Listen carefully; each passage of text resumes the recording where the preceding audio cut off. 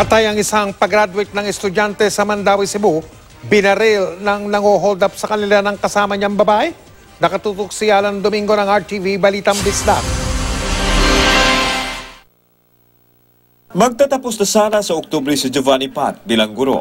Pero hindi na ito mangyayari matapos siyang mabaril noong Biyernes. Ayon sa investigasyon ng mga pulis, habang naglalakad ang biktima at kanyang kasamang babae sa Cebu City, dumating ang dalawang nakamotorsiklong lalaki. Tinutukan sila ng baril. Isa sa mga lalaki dahil gusto nitong kunin ang bag ng babae. Pero tumanggi ang mga biktima. Naibigay ang bag kaya binaril ng salarin si Pat. Tinangay ang bag sa katumakas.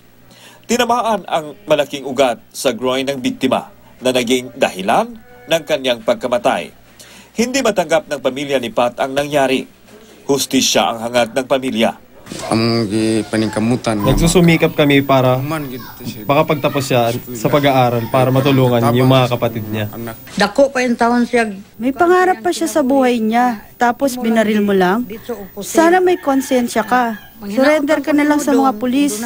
Gani ka makuha. Kung hindi ka man makukuha ng batas dito sa mundo, tandaan mo, may Diyos na nakatingin sa'yo. Tinutugis na ng mga autoridad ang mga salarin.